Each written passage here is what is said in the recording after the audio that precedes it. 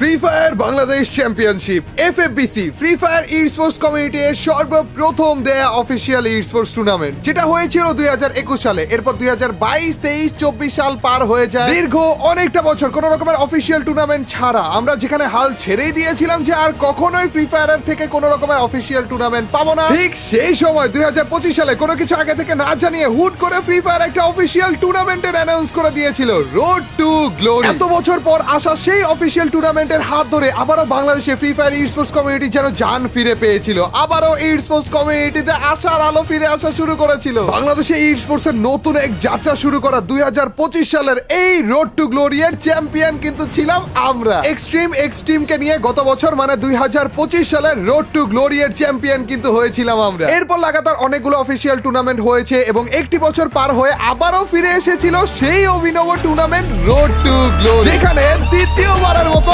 আবারও তোমাদের এই চান্দ চ্যাম্পিয়ন হয়ে গিয়েছে। কিন্তু এবারে চ্যাম্পিয়ন হওয়ার পিছনের গল্পটা ছিল একটু অন্য রকমের। এমন এক টুর্নামেন্ট ছিল এটা যা পুরো কমিউনিটিকে অবাক করে দিয়েছে। আর আজ সেই টুর্নামেন্টেরই পিছনের গল্প তোমাদের শোনাতে যাচ্ছি। তো চলো আরো একটি বারের মতো আমাদের চ্যাম্পিয়ন হওয়ার গল্পটা শুনে আসা যাক। দিনটি ছিল শুক্রবার, তাই জুম্মার নামাজ পড়ে এসে খাওয়া দাওয়া করে পুরো টিম নিয়ে রেডি হচ্ছিলাম। ঠিক তখনই অফিসিয়ালরা কাস্টম খুলে আমাদেরকে ডাকাডাকি শুরু করে দেয়। রোড টু গ্লোরি টুর্নামেন্টটা শুরু হওয়ার আগে একটা শো ম্যাচ ছিল, যেখানে আমার টিমের সাথে রাত ভাইদের টিমের একটা ভার্সেস হবে, যেটা ফ্রি ফায়ার করেছিল তোমাদের অ্যাটেনশনটা এই টুর্নামেন্টে আনার জন্য এবং পেয়েছিল অ্যাটেনশন। ভাই মেইন টুর্নামেন্ট মানে রোড টু গ্লোরি টুর্নামেন্ট শুরু হওয়ার আগেই এই শো ম্যাচের ভিতরে 90,000-এরও উপরে ওয়াচিং চলে গিয়েছিল। কিন্তু ঝামেলাটা শুরু হয় অন্য জায়গাতে। বেস্ট অফ 3 এর এই কাস্টমের 3টা ম্যাচের প্রথম 2টাতেই আমরা টানা হেরে যাই এবং সেইখান থেকেই শুরু হয় এই টুর্নামেন্টে আমাদের ডাউনফল। তো চলো মেইন গল্পটা শুরু করা যাক, আমাদের ডাউনফলের গল্পটা। এবং সেই ডাউনফলের গল্পের সাথেই তোমাদেরকে শোনাবো আরো একটা গল্প, ইতিহাসের সর্বশ্রেষ্ঠ কামব্যাক দেওয়ার গল্পটা। ফ্রি ফায়ার ইতিহাসে প্রথমবারের মতো পুরো কমিউনিটিকে টাস্কি খাওয়ানো চ্যাম্পিয়ন টিমের কামব্যাকের গল্পটা। তো সিএস শো ম্যাচটা শেষ হওয়ার সাথে সাথে কিন্তু রোড টু গ্লোরি মানে মেইন টুর্নামেন্টটা শুরু হয়ে যায়। প্রথম কাস্টমটা খুলে ফেলা হয়, আমাদের টিম জয়েন করার সাথে সাথে অন্যান্য টিমরাও আসা শুরু করে দেয় এবং এরই সাথে শুরু হয়ে যায় আমাদের প্রথম ম্যাচ। পুরগোটরি ম্যাপে আমাদের এই টুর্নামেন্টের প্রথম ম্যাচ দেয়া হয়েছিল। প্রথম দিক দিয়ে সবকিছু ভালোই যাচ্ছিল। মথ হাউসে আমরা ল্যান্ড করি, যেখানে আমাদের সাথে কোনো রকমের ক্ল্যাশ ছিল না। হালকা পাতলা লুট করে আমরা যখন রোটেশন নিচ্ছিলাম তখন সামনের দিকে একেবারে মুখের সামনে দেখে একটা আর্সেনাল মাত্র খোলা হলো, যে আর্সেনাল আবার ফুল স্কোয়াড ছিল। তো ডেঞ্জার জোন মাথার উপরে ফালানোর জন্য কল দেওয়া হলো, আমি ফালিয়েও দিলাম। ও এই টুর্নামেন্টে কিন্তু ডেঞ্জার জোন ফালানোর দায়িত্ব আমারই ছিল। এবং সামনের দিকে আগানোর পরে দেখি এই ফুল স্কোয়াডটা 4 জনই লঞ্চ প্যাডে করে ব্যাক আউট করে ফেলেছে। মাঝখান দিয়ে কিন্তু আমাদের ডেঞ্জার জোনটা লস হয়ে গেল। কিন্তু আরেকটু রোটেশন নিতে যেই স্কাইলোর যে ফুল একটা টিমের সাথে কিন্তু আমাদের দেখা হয়েছে, যার মধ্যে থেকে সিঙ্গেল একটা পাবলিক নিচে ছিল, ওইটাকে মেরে উপরে 2টা পাবলিককে মেরে লাস্ট পাবলিককে আমরা খুঁজতেছিলাম। এবং খোঁজার তালে তালে আমি সবার আগে ভেন্ডিং মেশিনের দিকে দৌড় দিই, কারণ লাস্ট পাবলিক যদি থাকে তাহলে এদিকেই থাকার কথা, কিন্তু এদিকে আর খুঁজে পাই না। মাঝখান দিয়ে আমাদের একজন টিমমেট কিন্তু ভেন্ডিং মেশিন থেকে হিট লিস্ট নিয়ে নেয়। এন্ড হিট লিস্টটা দেখো ভাই, একেবারে মাথার উপরেই পড়ে। তার মানে এইখানে লাস্ট এনিমিটা লুকিয়েছিল এবং তাকে মেরে হিট লিস্টের মাধ্যমে তাকে খুঁজে মেরে আমাদের ওইখানে স্কোয়াডটা ক্লিয়ার করা হয়। মোটামুটি সবকিছু ভালোই যাচ্ছিল। ম্যাচের অলমোস্ট শেষ পর্যায়ে আমরা এসে পড়েছিলাম। সেফ জোনে ঢোকার জন্য আমরা লঞ্চ প্যাড ইউজ করছিলাম, কিন্তু এখানে ভুলে একটা গ্লুয়াল পড়ে যায়, যার কারণে আমাদের একজনের লঞ্চ প্যাডটা ওয়েস্ট হয়ে যায়। তো আমরা বাকিরা কিন্তু যেতে পারি। অন্যদিক দিয়ে এনিমিরাও আমাদেরকে প্রেসার দেয় এবং অর্ধেক হেলথ বানিয়ে দেয়। এইখানে সেফ জোনের ভিতরে আমরা 3 জন ঢুকতে পারি, কিন্তু ফ্লেম গেমিং মানে দুরন্ত ভাই যে রয়েছে সে কিন্তু জোনের বাইরে আটকে যায়। ওই দিক দিয়ে এনিমিরা উনাকে চার্জ করতেছে, আমাদের দিকে আসতেও পারতেছে না। এখানে আমরা লঞ্চ প্যাডে আসার সাথে সাথে সামনের দিকে একটা টিম কিন্তু আমাদের উপর রাশ করে দেয়, যারা ফুল স্কোয়াড ছিল। কিন্তু তারপরেও কোনো রকম ভাবে কিন্তু আমরা এখানে টিকে থাকি শেষ পর্যন্ত। তারপরে একটা সুন্দর রকমের ফাইট আমরা নিতে পারতাম, কিন্তু এইখানে আরেক দিক দিয়ে থার্ড পার্টি হয়ে যায়। আমাদের একটা টিম দেখতে পারে যে পিছনের দিক দিয়ে অন্যান্য প্লেয়াররাও আসতেছে, যার কারণে ওরা বলে যে না ব্যাক আউট করে ফেলো, কিন্তু এইখান থেকে ব্যাক আউট করাটা আর পসিবল হয় না। সামনের টিমটা ব্লেডকে মেরে ফেলে, পিছন দিয়ে ফুল আরেকটা স্কোয়াড আমাদের দিকে রাশ করে দেয়, মানে মাঝখানে পুরোপুরি স্যান্ডউইচ হয়ে যায়। এবং এইখানে আমাদের যাত্রা প্রথম ম্যাচের জন্য শেষ হয়। এই ম্যাচে ভুইয়া করে রোস্টেড গেমিংরা এবং আমরা তারপরও মোটামুটি রিল্যাক্স মাইন্ডেই থাকি যে না 2-4টা কিল আমাদের রয়েছে, হালকা পাতলা পজিশন পয়েন্ট আমাদের কাছে রয়েছে, সমস্যা নাই, ম্যাচগুলো তো একটা পরের ম্যাচগুলো একটু দেখে শুনে খেললেই হবে। এইখানে আমাদের গেম স্ট্যান্ডিংও কিন্তু দিয়ে দিয়েছিল রোস্টার গেমিংরা, তো ভুইয়া করে কিলের দিক দিয়ে অনেকে গিয়ে থাকে, 32 পয়েন্ট উনারা প্রথম ম্যাচে নিয়ে নেয়, একেবারে টপে রয়েছে উনারা গেম স্ট্যান্ডিং এ। অন্যদিকে আমরা মাত্র 10 পয়েন্ট করেছিলাম, 6 নম্বরে রয়েছি, কিন্তু প্রথম ম্যাচ হিসেবে এটাও খারাপ না। এবং শুরু হয়ে যায় আমাদের দ্বিতীয় ম্যাচ অ্যালপাইন ম্যাপে। হালকা পাতলা লুট করে আমরা লঞ্চ প্যাডে করে গেরিসনের উদ্দেশ্যে রওনা দিয়ে দেই, কারণ আমরা নামার টাইমে দেখেছিলাম গেরিসনে ফুল একটা টিম নামতেছে, 4 জন এখানে থাকার কথা। উনাদেরকে কিছুক্ষণ খোঁজার পরে দেখি যে না, এখানে কোনো রকমের টিম নেই, তার মানে মনে হয় উনারা রওনা দিয়ে দিয়েছে। হালকা একটু সামনে যাওয়ার পর একটা পেট মেরে দেখি ওইখানেই ভাই 4 জনই রয়েছে, আর সাথে সাথে দেখার সাথে সাথে আমরা আমাদের মাথার উপরে এইবার আবারও ডেঞ্জার ফালিয়ে দিই, বোল্ট মেকারটা ফালিয়ে দিই, আর এবারও এনিমির পুরো টিমরা পালিয়ে যাওয়ার চেষ্টা করে লঞ্চ প্যাডে করে। কিন্তু এবার আর আমরা যেতে দেই না, এক এক করে 3 জন প্লেয়ার খেয়ে আমরা ডাউন করে দিই। এটা দেখে উনাদের টিমের লাস্ট যে প্লেয়ারটা রয়েছে সে অন্যদিকে লঞ্চ প্যাড মেরে দেয়, কিন্তু ওই লঞ্চ প্যাডটা মেবি ভেন্ডিং থেকে একটু দূরের দিকে মেরে দেয়। তো ভেন্ডিং এ উনি আসার আগে আমরা তাড়াতাড়ি করে ভেন্ডিং এ চলে যাই, এবং উনি রিভাইভ দেওয়ার আগে আমরা ওই ভেন্ডিং থেকে হিট লিস্ট মেরে উনার লোকেশন দেখে ফেলি, এবং উনাকে মেরে এইখানে ওই স্কোয়াডটা আমরা ওয়াইপ আউট করে ফেলি। আপাতত সব তো ঠিকই যাচ্ছিল, উল্টা দিকে ঘুরে আমরা সেফ জোনের বাইরে দিয়ে সেফ জোনে ঢোকার একটা রোটেশন নেই, আমরা পেট সামনের দিকে মেরে দিই কোনো এনিমি আছে কিনা। একটা পেটের বদলে 2টা পেট ভুলে পড়ে যায়, কিন্তু কোনো এনিমি দেখায় না। লাস্ট টাইমে যে পেটটা সরে যাওয়ার আগ টাইম আমাদের টিমমেট জানায় একটা এনিমি দেখা গিয়েছে। তো জোনের এতটা বাইরে, তার উপর দিয়ে ভাই মাত্র একটা এনিমি, তার মানে ওর টিমমেটদেরকে রিভাইভ করার জন্য এসেছে। তো আমরা লঞ্চ প্যাডে করে ওর দিকে রাশ করে দেই, কিন্তু যাওয়ার পরে দেখি ভাই এখানে ফুল স্কোয়াড, তার উপর দিয়ে আমার ল্যান্ডিংও পারফেক্ট হয় না, সবাই উপরে থেকে যায় আর আমি নিচে পড়ে যাই, আমার টিমমেটের গায়ে ধাক্কা লেগে। তো এইখানে ফুল স্কোয়াড 4 জন একসাথে আমাকে ধরে ফেলে এবং এখানে আমাকে মেরে ফেলে, কিন্তু তারপরেও সুন্দর একটা ফাইট এখান থেকে বের হইতে পারতো। ব্লেড এখানে নেক্সট লেভেলে খেলে, ব্লেড তো পুরো টুর্নামেন্টেই নেক্সট লেভেলে খেলেছে, তার উপর দিয়ে কুট্টুস তো রয়েছে ব্লেডকে সাপোর্ট দেওয়ার জন্য, কিন্তু কুট্টুস এইখানে একটু লং রেঞ্জে পড়ে যায় এবং বারবার ব্লেডকে বলতে থাকে যে ব্লেড আমি কি আগাবো কিনা, আমি কি আসবো কিনা, কিন্তু ব্লেডের কলে কুট্টুস আগাবে তার আগেই কিন্তু এখানে দুরন্ত ভাইও ডাউন হয়ে যায়। তার মানে ব্লেড এখানে সিঙ্গেল রয়েছে, সোলো ভার্সেস স্কোয়াডের মতো একটা সিচুয়েশন। তো ব্লেড প্রথমে একজনকে ডাউন করে দেয়, আরো একজনকে ডাউন করে দেয়। এইখানে ব্লেড কতবার যে নক করতেছিল, আমাদের 2 জনেরই ডাউন হওয়া দেখে কুট্টুস কিন্তু অলরেডি ব্যাক আউট করতে চেয়েছিল, কিন্তু এই নকগুলো দেখে আবারও কুট্টুস ব্লেডের দিকে আগানো শুরু করে দেয়, এবং ব্লেড প্রত্যেকটা বার একটা চান্স খুঁজতেছিল যে কোনো রকমের ভেন্ডিং মেশিন পর্যন্ত যদি যেতে পারে, কিন্তু না, এনিমির টিমটা ভেন্ডিং মেশিনকে এমন ভাবে ধরে রেখেছিল, এবং না এনিমির টিমটা আমাদেরকে ভেন্ডিং মেশিনে যেতে দিতেছিল, আবার অন্য দিক দিয়ে ওদেরকে যতই ডাউন করা হচ্ছিল না কেন ওরা সাথে সাথে রিভাইভ করে দিচ্ছিল, এবং রিভাইভ হওয়া সবগুলো এনিমি এইখানে নামতেছিল। কুট্টুস এর মধ্যে এসে পড়ে আর সেকেন্ডের ভিতরে সবাই মিলে ওদেরকে চাপ দিয়ে ওইখানে মেরে ফেলে, এবং শেষ পর্যন্ত দেখো ওদের 4 জনই আলাই ভাই। 11 নাম্বার পজিশনে যেয়ে মাত্র 6টা কিলে আমরা মরে যাই। এই ম্যাচে রাত ভাইরা ভুইয়া করে 24টা পয়েন্ট করে ফেলে। অন্যদিক দিয়ে 9 নাম্বারে মাত্র 6 পয়েন্টে আমরা রয়েছিলাম। টোটাল স্ট্যান্ডিং এর ভিতরে 2 ম্যাচে টপে রোস্টেড গেমিং, তাও আবার 44 পয়েন্টে, আর আমরা 8 নাম্বারে মাত্র 16 পয়েন্ট নিয়ে। এবং এরই সাথে শুরু হয়ে যায় তৃতীয় ম্যাচ সোলারা ম্যাপে, যেখানে হালকা পাতলা লুট নিয়ে আমরা একটা ফাইট এঙ্গেজ হয়েছে, যেখানে ব্লেড একজনকে ডাউনও করে ফেলে, নিচ দিয়েও রাশ করে ফেলে। আমি উপর দিয়ে রাশ করি যে না, মনে হয় নিচে এনিমিগুলো রয়েছে, ওইখানে ফাইটগুলো করতেছে। সামনে একটা প্লেয়ারকে দেখে ওইদিকে অ্যাটেনশন দেই, এবং এরই মাধ্যমে ভাই উপর থেকে সেই লেভেলে একটা হেড খেয়ে যায়। আমি সেকেন্ডের ভিতর ডাউন হয়ে যায়। এখানে ব্লেড চেষ্টা করেছিল আমাকে রিভাইভ করার, কিন্তু তাও হয়নি। অন্য দিক দিয়ে কুট্টুসও ডাউন হয়ে যায়, শুধুমাত্র দুরন্ত ভাই এবং ব্লেড এখানে একা অ্যালাইভ থাকে। ওইখানে ব্লেড কোনো রকম করে ভেন্ডিং পর্যন্ত যায় এবং যে আমাদেরকে রিভাইভ করে দেয়, কারণ একজনকে শুধুমাত্র ডাউন করেছিল, অন্য 3 জন এখনো পর্যন্ত জীবিত ছিল। আমাদের 3 জনকে রিভাইভ করে ব্লেডও নিজে থেকে ডাউন হয়ে যায়, ওইদিক দিয়ে দুরন্ত ভাইও মরে যায়। পরবর্তীতে আবার সবাই মিলে আমরা রিভাইভ হই, হওয়ার পরে যে মোটামুটি তাও গুছিয়ে আনি সবকিছু, মোটামুটি লুট বাগার আমরা করি। জোন পর্যন্ত আমরা এসে পড়েছিলাম, সবকিছু ভালোই যাচ্ছিল। এদিক দিয়ে আমি মোটামুটি ভালো ড্যামেজ দিচ্ছিলাম। আমাদের আশেপাশে অনেক এনিমি ছিল, 30 জন এনিমি এই লাস্ট জোনের ভিতরে, তার মানে বুঝতেই পারতেছো। কিন্তু তারপরও ড্যামেজ আমরা করতেছিলাম, ওদেরকে রাশ করতে দিচ্ছিলাম না। এদিক দিয়ে আমরা যেই কয়টা কিল নিতে পারছিলাম সেগুলো নেওয়ার চেষ্টা করতেছিলাম। আশেপাশে সব জায়গাতে যেহেতু এনিমি, আমাদের লোকেশনগুলো খুবই সাবধানে মেইনটেইন করা রাখতেছিল। কিন্তু এইখানে আমাদের ভাগ্যের উপর আরেকটা ঠাড়া পড়ে যায়। লঞ্চ প্যাড আমরা সেট করি সেফ জোনে ঢোকার জন্য, কিন্তু এই লঞ্চ প্যাড আমাদেরকে সেফ জোনের বাইরে নিয়ে যেতেছিল। জোনটা এতটা ছোট যে সেফ জোনের ভিতরে ঢুকতেছিল না লঞ্চ প্যাডের ওই এইমটা। তো প্রথমে হচ্ছে কুট্টুস যায়, এবং কুট্টুস যে ডাউন হয়ে যায় ওইখানে, এবং বলে যে না এইভাবে করে আসা যাবে না। তো আমি এবং ব্লেড হেঁটে হেঁটে রওনা দিয়ে দেই। এইখানেই আমাদের সমস্যাটা হয়ে যায়, না আমরা লঞ্চ প্যাড ইউজ করতে পারলাম না, এতগুলো টিমের মাঝখান দিয়ে হেঁটে হেঁটে যেতে পারতেছি। এদিক দিয়ে হালকা একটু ড্যামেজ দিয়ে আগাবো, উল্টা নিজে ড্যামেজ খেয়ে যাই। তারপরেও কোনো রকমে ওয়েট করে যে একটা মেডকি দিব সেই সুযোগটাও পাওয়া যায় না, কিন্তু কোনো সমস্যা নাই, গ্লুয়াল আছে। গ্লুয়াল দুইটা করে তাড়াতাড়ি করে আমরা রাশ করি।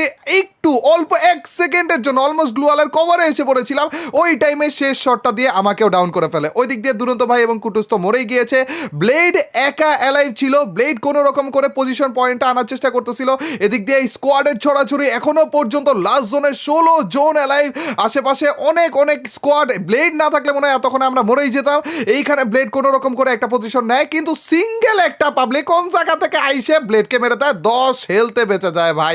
পুরো স্কোয়াড অ্যালাইভ রয়েছে ভাই, সিঙ্গেল পাবলিক তুমি এনে কি করো? তো যেটাই হোক না কেন এই ম্যাচ আমাদের মোটামুটি গেল। বানি 444রা কিন্তু এখানে ভুইয়া করে তাও 35 পয়েন্ট নিয়ে যায়, আর আমরা 4 নাম্বার হই 14 পয়েন্টে। কিন্তু এই 3টা ম্যাচের মাধ্যমে এক একজন এত বেশি পয়েন্ট করে ফেলে আর এত বেশি ভালো খেলে ফেলে।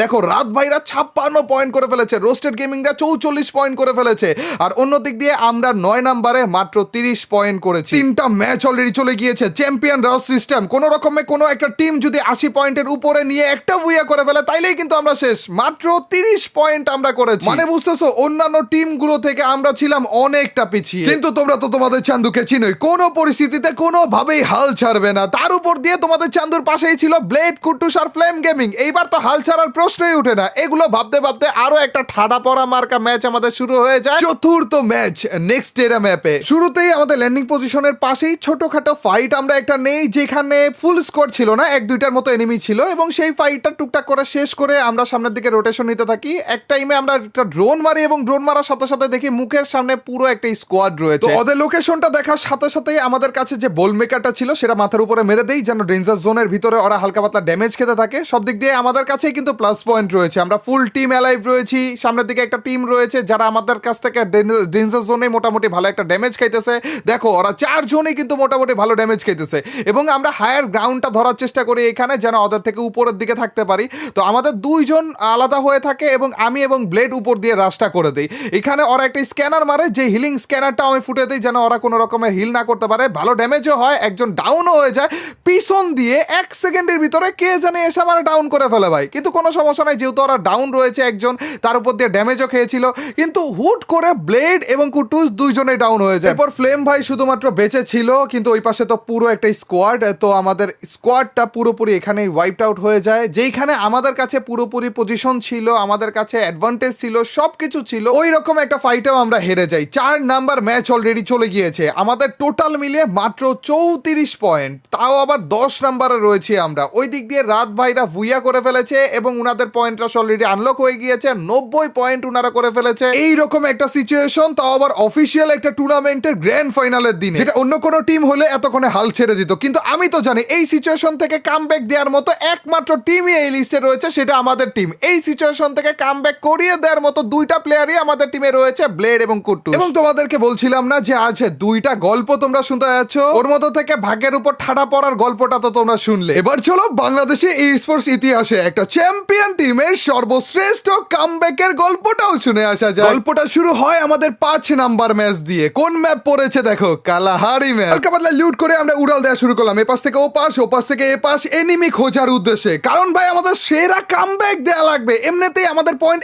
একেবারেই কম। এতক্ষণ তো অ্যাগ্রেসিভ খেলতেছিলাম কিন্তু মরতেছিলাম, এইবার ডাবল অ্যাগ্রেসিভ খেলা লাগবে, কিন্তু জীবিত থাকা লাগবে, প্লাস কিলও করা লাগবে। তো আবার একেবারে ফাটিয়ে কিল করা লাগবে ভাই। এইখানে দেখো গাইস, এখানে একটা ফাইট আমাদের হয়, তো আবার ফুল একটা স্কোয়াডের সাথে, আর আমি সাপোর্টার হিসেবে কি রকম সাপোর্টটা দেই, ব্লেডকে 1 সেকেন্ডে হিল করে দেয় কুট্টুস। কুট্টুস হিট করার সাথে সাথে আমি কেসি লাগিয়ে ফুল হেলথ বাড়িয়ে দেই, সাথে সাথে আবার ফাইটে চলে যায়। আবার এইখানে আমাদের টিমমেট ফ্লেম গেমিং ডাউন হয়ে যায়, ওইখানে আবার আমি রিভাইভ করে দেই, তারপর আবার সাথে সাথে ফাইটের দিকে যাই। এখানে অলরেডি 3 জন না 2 জনের মতো ডাউন হয়ে গিয়েছিল এনিমি টিমের। এখানে আবার আরেকজন ডাউন হয়ে যায়, কোনো সমস্যা নাই চান্দু, আমি ওদেরকে বলতেছিলাম যে ভাই আমি আছি, তোমরা খালি ফাইটার দিকে নজর দাও, আর সেকেন্ডের মতো আবার হেল্প করে দিতেছি। ভাই রে ভাই যা হইতেছিল এইখানে। আমার কথা হচ্ছে আমার সাথে one of the best player, মানে বেস্ট প্লেয়ার রয়েছে ব্লেড এবং কুটুস। এদেরকে কোনো রকমের হালকা যদি সাপোর্টটা ঠিক মতো দেওয়া যায় না তাইলেই হবে ভাই, আর লাকটা যদি আমাদের সাথে থাকে। আর অনেক এনিমি খোঁজার পরেও পাচ্ছিলাম না আমরা, শেষ পর্যন্ত লাস্ট জোনের দিকে এগিয়ে গিয়েছিলাম। আর এই জোনে যে কতগুলো অ্যালাইভ ছিল, কি কি ঘটতেছিল লাইভে তো তোমরা সবকিছু দেখেছো, লাইভে তোমরা দেখেছো যে তোমরাও ঠিক মতো মনে হয় না বুঝতে পেরেছো। ইভেন আমরা খেলার টাইমে বুঝতে পারতেছিলাম না ভাই, মানে অন্তত আমি তো বুঝতে পারতেছিলাম না যে কি ঘটতেছে ভাই। আমি খালি ওদের কলগুলো শুনতেছিলাম যে এখানে ওঠো, এখানে যাও, ওইটার দিকে ফোকাস দাও, এইটারে আগে মারো, ওইটারে পরে মারো, এগুলো শুনতেছিলাম, করতেছিলাম, মাথা কিছু কাজ করতেছিল না ভাই রে ভাই। কি প্রেশারটা চলতেছিল। অফিসিয়াল টুর্নামেন্ট 1000 বছর পর পর একটা করে খেলি না, এর জন্য সবকিছু ভুলে যাই যে অফিসিয়াল টুর্নামেন্টের প্রেশার আসলে কি রকম। এখানে আরেকটা সমস্যা হয়েছে যে আমাদের হুক গানে কোনো রকমের এমো ছিল না, যার কারণে 2-1 জন উপরে উঠতে পারতেছিল, বাকিরা আমরা নিচে পড়েছিলাম। ইভেন কুট্টুসেরও হুক গানের এমো ছিল না। হুট করে এই বাড়ির ভিতর থেকে একটা স্কোয়াড আমার পিছনে একেবারে তেড়ে আসতে থাকে ভাই। তার উপর দিয়ে আমার টিমমেটরাও ভাই প্যাকের ভিতরে বসে রয়েছে। ওই টাইমে কোন রকম বেঁচে এসে আমি খালি ভাবতেছিলাম জাস্ট একটা মেডকিট একবার নিতে দাও, তারপরে যে দেখতেছি আরে বাবা রে বাবা কি রকম ফ্লাশ জ্বালিয়ে মেডকিটটাও নিতে দেয় নিয়ে একেবারে চাপাত দিয়ে ওইখানে আমাকে মেরে ফেলে। বিপদে কিভাবে করে পড়া যায় দেখছো নি, মেডকিটটাও নিতে দেয়নি ভাই। কোন জায়গা থেকে ফ্লাশ ইউজ করছো মানে আমি মরে গেছি। কিন্তু এই ম্যাচের ভিতরে আমাদের যে পরিমাণ কিলগুলো বের হয়েছিল না ভাই, ব্লেড এবং কুট্টুস এই দুইজনে, ইভেন ফ্লেম ভাইও, দুরন্ত ভাইও মারাত্মক লেভেলে একটা খেলা দিয়েছে এবং এই ম্যাচের ভিতরে সুন্দর লেভেলে পয়েন্ট এসে একই ম্যাচে আমরা 30 পয়েন্ট করে ফেলি এবং ওই ম্যাচে আমরা সব থেকে টপে থাকি, ভুইয়া না করলেও সব থেকে টপে থাকি। অন্য দিক দিয়ে রাত ভাইরা 97 পয়েন্ট করে ফেলে। এখনো পর্যন্ত চ্যাম্পিয়ন রাশ আর কেউ আনলক করেনি রাত ভাইরা ছাড়া। তার মানে এর পরের ম্যাচেও যদি রাত ভাইরা ভুইয়া করে চ্যাম্পিয়ন, অন্য যে কেউ ভুইয়া করলেও চ্যাম্পিয়ন না, এইরকম একটা সিচুয়েশন। কিন্তু আমাদেরকে দেখেছো 10 নাম্বার পজিশন থেকে আমরা ডিরেক্ট জাম্প করে 5 নাম্বার পজিশনে এসে পড়েছি। কিন্তু এখনো পর্যন্ত যদি আমরা চ্যাম্পিয়ন হওয়ার স্বপ্ন দেখি তাহলে টানা 2টা ম্যাচ আমাদের ভালো খেলা লাগবে। ওর মধ্যে থেকে প্রথম ম্যাচে যথেষ্ট পরিমাণ পয়েন্ট উঠিয়ে চ্যাম্পিয়ন রাশ আনলক করা লাগবে এবং তারপরের ম্যাচে যেইভাবে হোক না কেন ভুইয়া করা লাগবে। আবার এর মাঝখানে যদি কোনো একটা ম্যাচে বিডি টপ 1 ভুইয়া করে ফেলে তাইলেও কিন্তু রাত ভাইরা চ্যাম্পিয়ন, মানে ওইখানে আমরা হেরে যাব। কি রকমের প্রেসারের একটা জিনিস ছিল বুঝতেছো? কিন্তু ব্লেড আর কুট্টুস বলতেছিল প্রেসার, হোয়াট প্রেসার। এবং আমি জানি ভাই এইরকম সিচুয়েশনের জন্য তোমরাও এই গ্র্যান্ড ফাইনালটাকে সেরা ভাবে এনজয় করেছো। ও ভাই শুরু হয় আমাদের মাইর দেয়ার ম্যাচ বারমুডা ম্যাপে। হালকা পাতলা লুট বাগারা করে আমরা ফাইটের জন্য রেডি হয়ে যাই। মানে অল্প একটু লুট করে দৌড় শুরু করে দিয়েছিলাম যে না এনিমি কোথায় রয়েছে। এন্ড এখানে সামনে অনেকগুলা রোটেশন নেওয়ার পরে যে সামনের দিকে একটা এনিমি একটা স্কোয়াড আমরা পেয়ে যাই, যেইখানে আমি আগানোর আগেই দেখো ট্রোকনের আগে লঞ্চারগুলো মেরে দিয়েছি। ওই দিক দিয়ে অলরেডি ডাউন হয়ে গিয়েছে দুই একটা। এখানে একটা শুয়ে ছিল, এটারা ক্লিয়ার করে দিলাম। আর এদিকে এক চান্দু ভেগে গিয়েছে। ওই সিঙ্গেল পাবলিকটার দিকে আমরা রাগালাম না, কারণ ভাই এর টুক জোনে 40 জন এখনো পর্যন্ত অ্যালাইভ। ভাই লাস্ট জোন অলমোস্ট দিয়ে দিচ্ছে এরকম অবস্থা, 40 জন এখনো পর্যন্ত অ্যালাইভ। কি অবস্থা বুঝতেছো ভাই? মনে হইতেছে ম্যাচ মাত্র শুরু করছি, তাও লাস্ট জোন থেকে শুরু করছি। আমাদের সাইডে এইদিকে যে টিমটা ছিল ওইটার দিকে আমরা রাশ করে দেই, কিন্তু রাশ পুরোপুরি রাশ করি না আর কি। আমরা একটু দূরে দূরে থেকে আগে ড্যামেজ দেওয়ার চেষ্টা করি। দেখো থ্রোয়েবল বাগারা ইচ্ছা মতো মারতেছে, ইভেন দুরন্ত ভাইও থ্রোয়েবল একেবারে প্রো এর মতো মারতেছে। এখানে কুট্টুস এক পাশে চলে যায়, ব্লেড আরেক পাশে চলে যায় এবং একটা কল দেয়। কভার লাগে শুনেই তাড়াতাড়ি করে ওইদিকে দৌড় মারি, দেখি সত্যি একটা নক হয়ে পড়েছিল, কিন্তু ওইটাকে আবার আরেকজন রিভাইভ তার ধান্দায় ছিল, ওইটাকে আবার ডাউন করতে যে আমি নিজেও মরে যাই। তাও ভালো যে এটা রিভাইভটা করতে পারিনি। এলাই থেকে যে আমার 3 জন টিমমেট। আর লাস্ট জোনে খেলা তো তোমরা লাইভে দেখেছো। ভাই রে ভাই মাত্র 2টা বিল্ডিং ছিল, এই একটা গ্যারেজ আর ওই একটা 3 তলা মানে এল শেপ বিল্ডিং আর কি। কিন্তু এই 2টা বিল্ডিং এর আশেপাশে দিয়ে কতগুলো স্কোয়াড যে ছিল। আর এল শেপ বিল্ডিং ও তো জোনের বাইরে চলে যায়, শুধুমাত্র থাকে হচ্ছে এই গ্যারেজটা, এবং এই গ্যারেজটার আশেপাশে দিয়ে 3-4টার মতো স্কোয়াড ছিল। আর এখানে তোমরা আমাকে জিজ্ঞেস করতে পারো কিরে ভাই ব্লেড বা কুট্টুসের খেলা দেখেন কেন দুরন্ত ভাইয়ের ক্যামেরা রয়েছেন? কারণ দুরন্ত ভাই না অনেক ভালো খেলে, দেখো কি সুন্দর ড্যামেজ গুলো দিতেছে, কিন্তু মাঝে মাঝে পাগলা হয়ে যায়। এর জন্য উনার ক্যামেরাতে বসে মুখস্থ বিদ্যা ইচ্ছা মতো আমি বলতেছিলাম যে ভাই এটা করো ওইটা করো না, ওইটা করো ওইটা করো না। না না না না না না পিক দিও না, পিক দিও না দুরন্ত ভাই, পিক দিও না। আসো আসো যাও যাও যাও দুরন্ত ভাই যাও। অর্থ দিচ্ছি সেরা যাও যাও একা ঢুকো। মানে এত দুরন্ত ভাই জোনে যে 3টার মতো স্কোয়াড এলাই ছিল, আমরা একটা, আমাদের সামনে আরেকটা, আমাদের মাথার উপরে আরেকটা। এখানে একটু উল্টাপাল্টা হয়েছে, গ্লোয়াল ফালাইট একটু ভুল হয়ে গিয়েছিল, যার কারণে ওইভাবে করে প্ল্যান অনুযায়ী হয়নি। আমরা ভুইয়াটাও মিস করেছি, কিন্তু ভুইয়া আমাদের মেইন টার্গেট ছিল না। আমাদের মেইন টার্গেট ছিল কিলের পয়েন্ট উঠানো, এবং সেই পয়েন্টটা আমরা উঠেও ফেলেছিলাম। কিন্তু আরেক দিক দিয়ে একটু টেনশন ছিল যে যদি আমরা ভুইয়া মিসও করি তাইলেও বাংলাদেশ টপ 1 যেন ভুইয়া না করতে পারে। অবশ্য বাংলাদেশ টপ 1 পরবর্তীতে জানতে পেরেছিলাম যে আরো অনেক আগে মরে গিয়েছিল।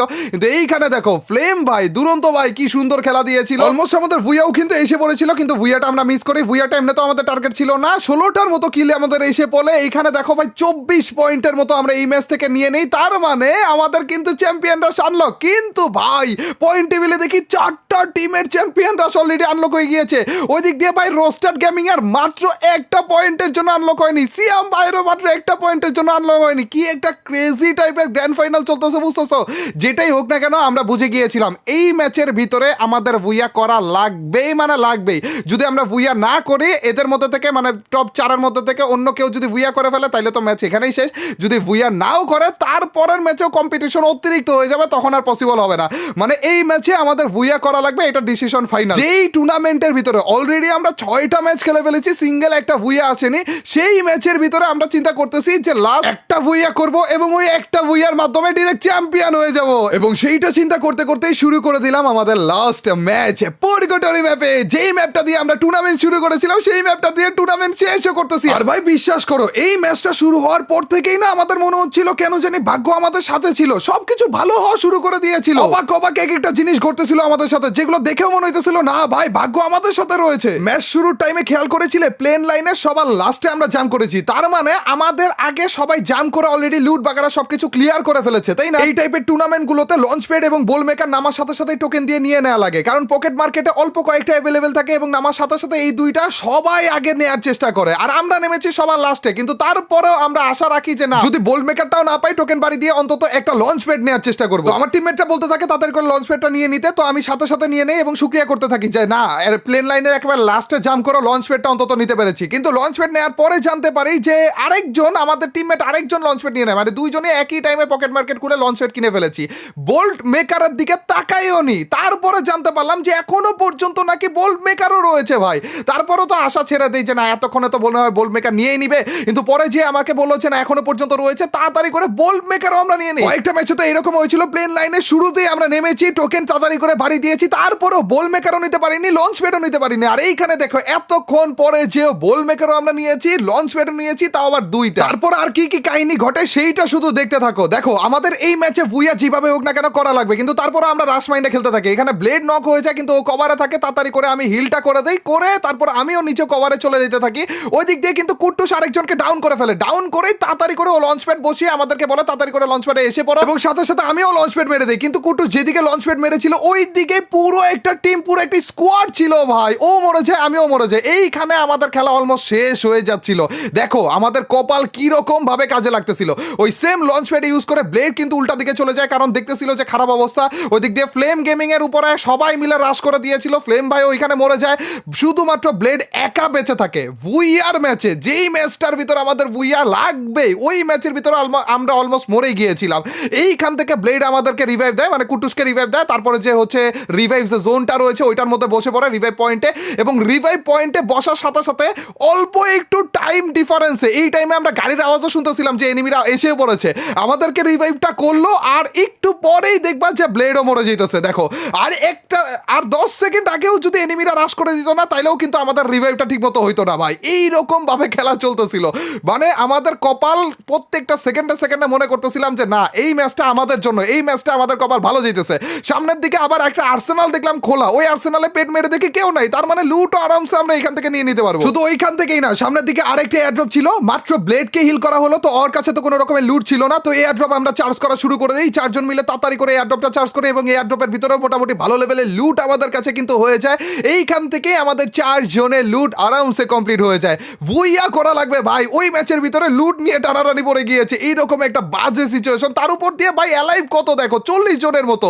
আর এইখানে আমি আমার সব ধরনের লুট ফালিয়ে ডাবল ভেক্টর কুট্টুসের কাছ থেকে নিয়ে নেই। ডাবল ভেক্টর তার মানে হচ্ছে লং রেঞ্জে আমি কোনো রকমের সাপোর্ট দিতে পারবো না, কিন্তু তারপরও লং রেঞ্জে বারবার করে এনিমিগুলো আসতেছিল ভাই। আরেকটাই দেখো গাড়িতে করে কিভাবে করে টান দিচ্ছে, সামনের দিকে আমাদের লং রেঞ্জে এনিমি, অন্য দিক দিয়ে আমাদের এই পারে কিন্তু কোনো রকমের জোন নেই, ওই পারে আমাদের যাওয়া লাগবে। এই টাইমে যদি আমাদের কাছে লঞ্চ প্যাড না থাকতো, আমাদের কাছে ঠিক মতো লং রেঞ্জের গানও নেই, বিশেষ করে আমার কাছে তো নাই একেবারে, তার মানে আমরা এইখানেই শেষ হয়ে যেত আমাদের খেলা।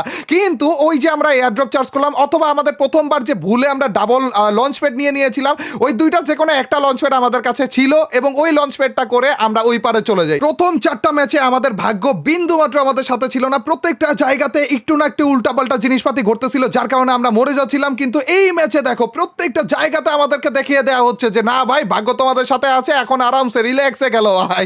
আর এইখানে আমাদের লঞ্চ প্যাড বসানো হয়, বসানোর পরে যে আমরা ওই পারে চলে যাই। ফ্লেম গেমিং মানে দুরন্ত ভাইয়ের কাছে ক্রোনো থাকে, ক্রোনো জ্বালিয়ে দেয়, নাইলে এখানে মনে হয় আরেকটা কেলানি খাইতাম আমরা, কারণ এখানে আসার পর দেখো ভাই ডানে বামে উপরে নিচে সব জায়গা থেকে সব স্কোয়াড মনে আমাদের দিকে তাকিয়ে ফায়ার করা শুরু করে দিয়েছিল। আমি আগে পিছে না দেখে টিমমেটের কলে অবশ্য আর ডেঞ্জার জোন মাথার উপর মেরে দেই, এবং সামনের দিক থেকে একটা টিম আমাদের দিকে রাশ করা শুরু করে দেয় ভাই। কিন্তু ব্লেড আর কুট্টুসের খেলা তো জানোই, একেবারে ধামধুম করে রাশ করে দেয় ওরা, ধামধুম করে আমাদের ডাউনও আসতে থাকে ভাই। আমি ডেঞ্জার জোনে কিল পাইতেছি, হোয়াট দ্য হেক। এখানে সেই লেভেলে একটা খেলা চলে, আর এইখানে আমাদের প্রপার একটা লুটও হয়ে যায়, কারণ এতক্ষণ ধরে আমার কাছে তো ডাবল ভেক্টর ছিলই, ফ্লেম গেমিং মানে দুরন্ত ভাইয়ের কাছে ডাবল ভেক্টর ছিল, কিন্তু সুন্দরভাবে আমরা লুট পেয়ে যাই। আর এদিক দিয়ে দেখি মনস্টার ট্রাকে করে ফুল একটা স্কোয়াড রাশ করে দিয়েছে। ওইখানে যখনই দেখলাম ভাই যে একজন ডাউন, সাথে সাথে আমি রাশ করে দেই। ওদিক দিয়ে তো আমাদের ব্লেড সেকেন্ডের মধ্যে ঢুকেছে, ঢুকে একেবারে সেকেন্ডের মধ্যে দেখতেও পারি না, বুঝতেও পারি না, ওই টাইমে পুরো স্কোয়াড ক্লিয়ার করে ফেলে। এখন এই টাইমে এসে আমাদের কাজ একটাই থাকে, অন্যান্য টিমের উপর যত বেশি প্রেসার ক্রিয়েট করা যায় গুলি করতেছি, হয়তো এনিমির গায়ে অথবা গ্লুয়ালে অথবা এই যে স্ক্যানারে। আমার টার্গেট একটাই ভাই, আগে স্ক্যানার ফাটাও, দেখলেই হয়েছে, স্ক্যানার আগে ফাটানো লাগবে আমার। আর অন্য দিক দিয়ে ভাই এই দিক দিয়ে ঘুরে আরেকটা টিম আমাদের দিকে রাশ করে ফেলে, আমি সবার আগে দেখি ফায়ার করতে নেই, কিন্তু ওয়ান ট্যাপ খেয়ে যায় সেকেন্ডের ভিতরে। ভাই আমাকে কুটুস তাড়াতাড়ি করে রিভাইভ করে দেয়, কিন্তু ওই দিক দিয়ে কুটুসও ডাউন হয়ে যায়। এইখানে খেলা আবার উল্টা দিকে চলে যেতে নিছিল, কিন্তু আমাদের ব্লেড ভাই তো রয়েছে, সেকেন্ডের মধ্যে আবার এই স্কোয়াডও ক্লিয়ার করে ফেলে। ওই দিক দিয়ে আরেকটা স্কোয়াড আসতেছিল, ওই স্কোয়াডটাও সব দিক দিয়ে প্রেসার খেয়ে ওইখানেই মরে যায়। লাস্ট থাকে মাত্র 8 জন। যখনই আমি দেখি ভাই যে 8 জন এলাই, তার মানে 4 ভার্সেস 4, মাত্র 2টা টিমই রয়েছে ভাই রে ভাই। ওই টাইমে আমার এক্সাইটমেন্টটা একবার চিন্তা করো ভাই, কিন্তু এক্সাইটমেন্টটা ঠেলায় কোনো রকমের ভুল করা যাবে না। ওই টাইমে রিল্যাক্সে খেলতে থাকি, একটু একটু করে পিছাইতে থাকি এবং ওয়েট করতে থাকি অপোনেন্ট কোনো রকমের ভুল করা কিনা, এবং ওই টাইমে ওরা স্প্লিট হয়ে যায়, মানে দুইজন করে আলাদা হয়ে যায়। ওরা দুইজন যে ঘুরতেছে এটা আমরা দেখে ফেলি, এবং পিছনের যে 2 জন ছিল ওই 2 জনের উপর আস্তে আস্তে করে রাশ করা শুরু করে দেয়। আর এই টাইমে ব্লেড একজনকে নক করে কল দেয় যে স্নাইপার ডাউন, শেষ ভাই। সবাই মিলে যেইভাবে করে তেরে ওদের উপর উঠে পড়ি না ভাই রে ভাই। আর ওই টাইপের ফিলিংটা কিভাবে যে বুঝাবো, আমার খালি মনে হইতেছিল এক এক পা আগাইতেছিলাম, আর এক এক পা মনে হইতেছিল যে না বুইয়া মনে হয়েছে পড়েছে, বুইয়া মনে হয়েছে পড়েছে, এন্ড ফাইনালি বুইয়া সেরা সেরা যাও যাও তাড়াতাড়ি যাও। কোন না বুইলে ওটা হিলা বাড়াই করো, ওটা শট আমার নক নক নক লাস্টে